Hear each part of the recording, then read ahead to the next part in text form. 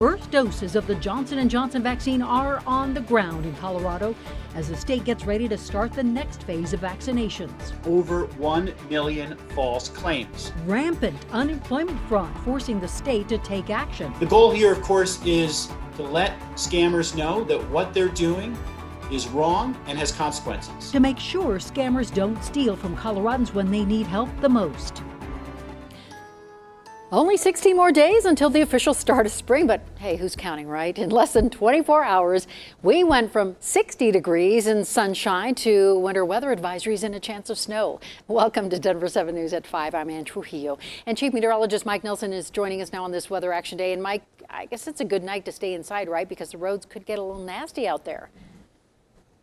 Yeah, they will in some places. It's a real variety out there, and this is up at the top of the Continental Divide. Loveland ski area snowing hard. This is at City Park in Denver where it is raining outside, and in between the snow level right now is about 5,900 to 6,000 feet above sea level across the area. We have winter weather advisories, foothills, southern and western suburbs down to Monument Hill. That does extend all the way down to Raton Pass. You can see the swirl with this. It's a low pressure area of southeastern Colorado, and the temperatures are still pretty mild. In the 40s, Fort Collins, Greeley, but 30s in Denver, down to 35 at Lyman, and it will get colder tonight. So it's rain to slushy snow for tonight. Wet roads and a little bit slick as we'll drop below freezing by morning, but it's warm and it's dry once again for the weekend.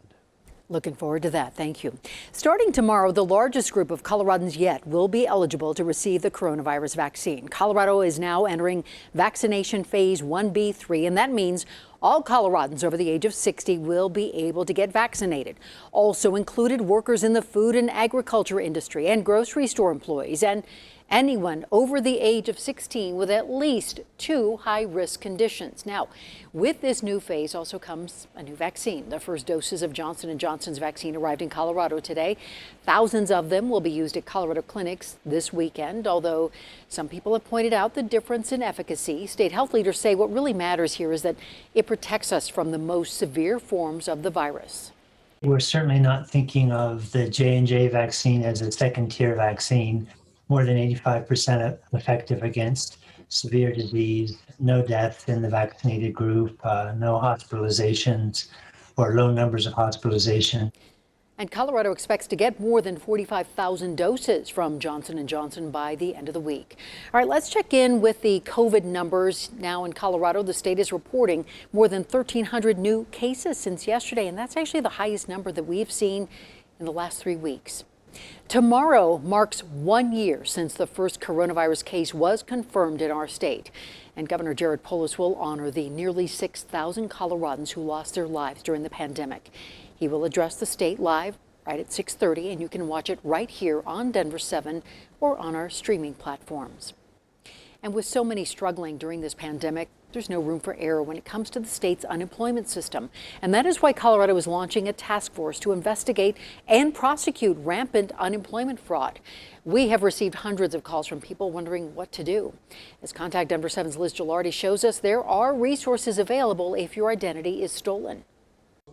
I picked up the mail as usual. I saw a letter from U.S. Bank. An unexpected letter from U.S. Bank or the Colorado Department of Labor and Employment is often the first sign of unemployment fraud. Other people don't find out until they receive a 1099 tax form in the mail. I never applied for unemployment and I never received any funds. The state has flagged 1.1 million fraudulent claims. Now officials want to identify and prosecute those people. That's why Colorado launched a task force. The goal here, of course, is to let scammers know that what they're doing is wrong and has consequences. Contact Denver7 first reported on fraud back in June. Viewers started reaching out after they found out someone filed an unemployment claim using their personal information. And how they got my name, I don't know. The Attorney General says if this happened to you, it's critical to take steps to protect your identity.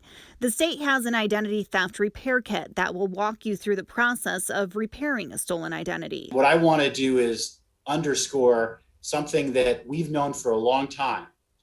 Lots and lots of data about all of us that is personal to us and that can be used against us is already in the hands of people who will use it in dangerous ways. The amount of fraud is staggering. In 2019, the state reported just under 90 cases related to unemployment fraud. In 2020, that number jumped to 800,000 claims believed to be fraud. One viewer received evidence of multiple fake claims, all tied to his rental home address. We've received over 20. At least 20 of these envelopes. And state officials hope this new task force will send a clear message to criminals. Liz Gilardi, Denver7. Meanwhile, the federal government is hoping to provide relief to millions of people, and soon. This afternoon, the Senate began what appears to be a marathon session to pass President Biden's stimulus package. Senators voted along party lines to open debate on the bill, with Vice President Kamala Harris casting the tie-breaking vote. Now, before debate can even happen, Republicans demanded to read the entire bill out loud, all 628 pages of it, which could take up to 10 hours. Senate Majority Leader Chuck Schumer says the Senate will stay in session as long as it takes to pass the bill. And before today's session, the Biden administration made some last-minute changes to that bill. Direct payments are now only going to people making less than $80,000 per year. Those making $75,000 and under will receive the full $1,400, while people making between $75,000 and $80,000 will receive a smaller amount.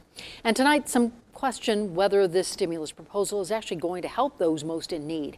Our Joe St. George introduces us to a man who lost jobs multiple times during this pandemic and is wondering if more could be done to get him really what he needs, which is another job.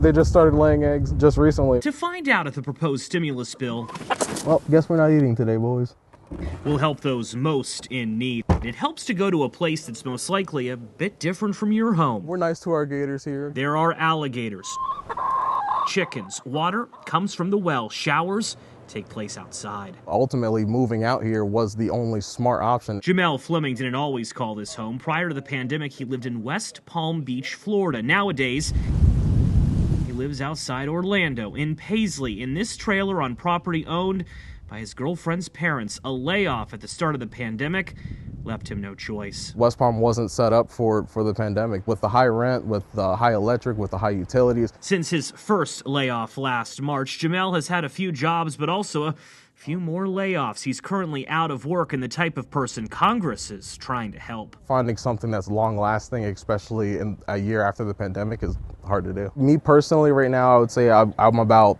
2.5 to about 3 months behind on just my personal payments. So how does the stimulus bill actually help Jamel? Well, he would qualify for $400 weekly unemployment bonus benefits, and he would also get a $1,400 stimulus check. What's the first thing you're going to do when you get your $1,400 stimulus check? The first thing I'm going to do is probably put it towards bills, honestly. But even though Jamel is poised to get something from Washington, he isn't exactly elated. Jamel doesn't have kids, so he won't get an expanded child tax credit. He's also not going to see a minimum wage bump. That's out of the bill. Rental assistance is nice, he says, but he's no longer paying rent. All of this is actually leaving him frustrated.